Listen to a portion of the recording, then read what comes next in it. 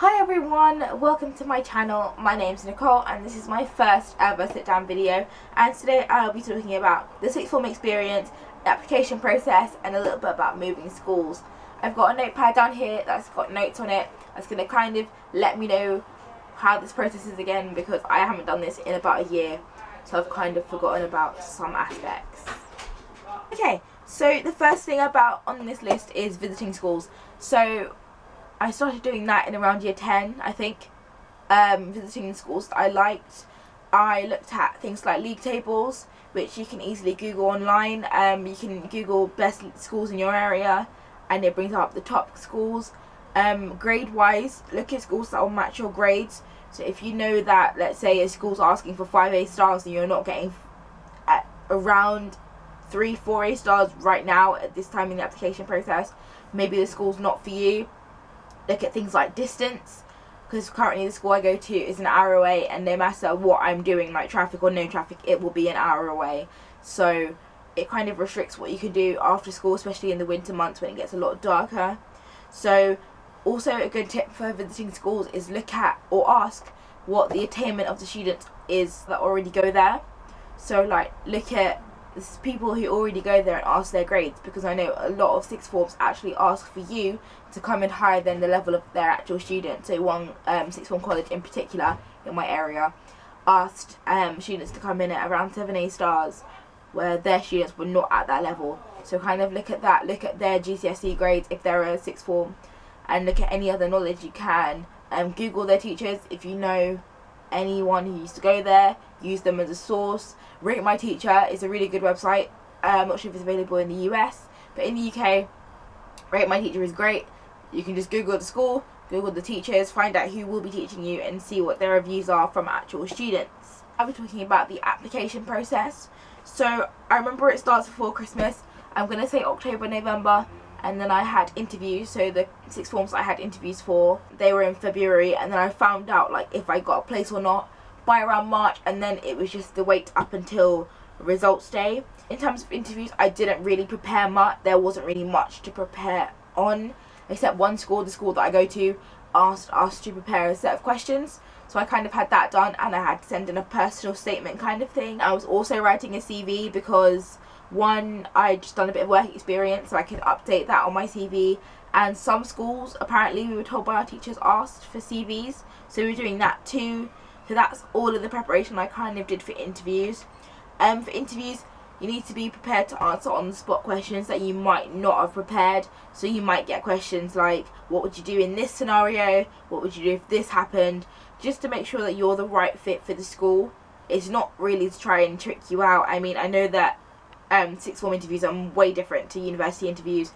So I got asked questions like, what have you been reading in the news lately for French? I brought in, epic thing to do, bring in stuff. So I have this massive folder, which if I can insert clips of I will, which has got all of my certificates in it, everything that I've attained. I was looking to do French at A level, which I do French at A level. So I brought in books that I'd had, French books, which I hadn't actually read. Sneaky peek, I hadn't actually read them, googled them before.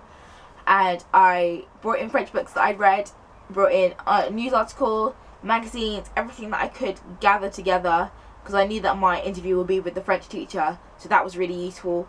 For interviews with me, be spontaneous, show your personality, try not to be too introverted. I know some people who have introverted personalities might find it hard, but just express yourself, try and be you as best as you can to the best of your ability. Results day. So results day, is it the 25th of August? Because I've now moved on to A-level results day, which is the week before. Yeah, 25th of August is results day, about 3 weeks in. Results day was actually quite stressful for me. I kind of set my heart on a specific school, which I didn't end up going to. So try not to do that. I know it's like you find one school and you're like, yeah, this is great. This is fabulous. I can see myself going here. And then you don't get in and it's a bit like your whole life falls to the floor. So try not to set your heart on a school. Try and make sure that all the schools that you apply to, you could actually see yourself going to. So results day was okay for me. I mean, my results are really good, but the aftermath of results day was actually quite stressful. So I got 3 A stars, 6 A's and 1 B. in the subjects that I'll put on the screen somewhere or in the description box below.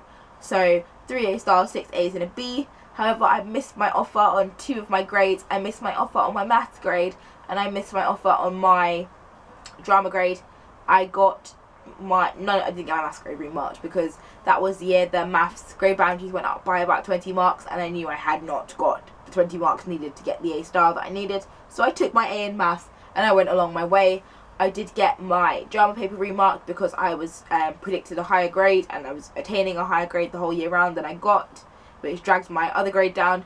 Maths drama with my drama grade, drama with my drama, and I got my English grade remarked because I was 1 UMS off an A star, and Edexcel could not give it to me. So things happen like that. Don't be too set in stone in what you get in predicted grades, because you might not get them. I missed out on 2 of my grades, and I'll put the differences between my predicted grades and my actual grades here. So yeah. What have I got next on this list? So results day, I broke into tears, not because my results were bad, but because I knew that I hadn't gotten into my first choice school. I just knew. It was the moment of, oh my god, I hadn't gotten in. So at this point, I panicked, my mum panicked, my dad panicked, and we got in the car straight from my school and drove the 40-minute distance to the school that I knew I hadn't got into, just to see if there was any wiggle room. I inputted my results, because when everyone got there, you had to input your results, and then you would go home and they would call you back to see if you got in. So quite a few of my friends had applied to this school, and by the afternoon or the next day, they had already got calls saying they had been given a place and I hadn't. So it was just a bit awkward for me. So basically, I spent the whole day submitting my results to schools, driving around. I drove around about 4 schools in my local area, which took a lot of petrol, thanks mum. And I ended up going to the school I go to now, and I had to submit my results, and we had like a small induction thing where you basically told them what subjects you wanted to study. It was great, I had fun. Results day, I cried. I'm not in any of the pictures on results day, because literally I got my results, opened them, my mum was like, "Where are you?" Yelled at me. I was like, "I'm not going to my first choice." Started crying. My maths teacher was like, "You deserved an A star in maths," and I was like, "Thanks, but I didn't get it." Ended up running around schools. That was stressful. I just want to sneeze. You know when you said it now and you can't sneeze because you said it and you jinxed to sneeze?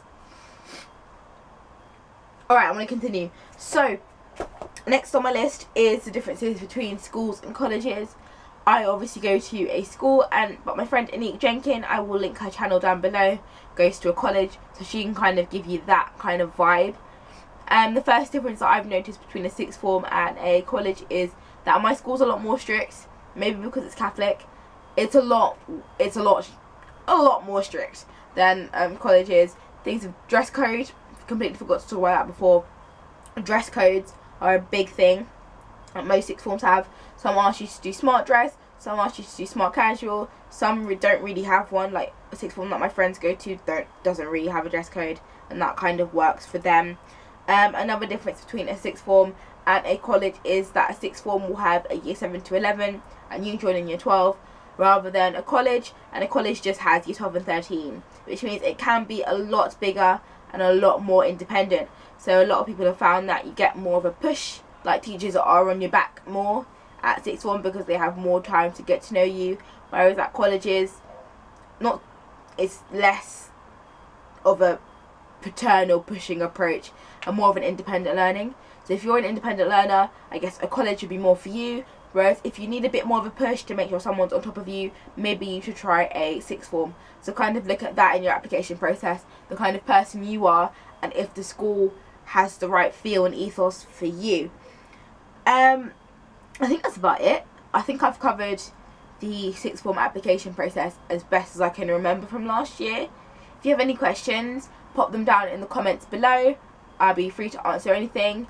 Yeah, my next video will be on like moving schools, the first couple of weeks of sixth form, and that should be up very soon. So thank you for watching my first proper ever sit down video on my sixth form experience. I'm going to try and get better at this because I actually find it really fun to do. So yep, stay tuned, keep watching, subscribe, drop a like, and I hope you've enjoyed. I've been Nicole, thank you for watching.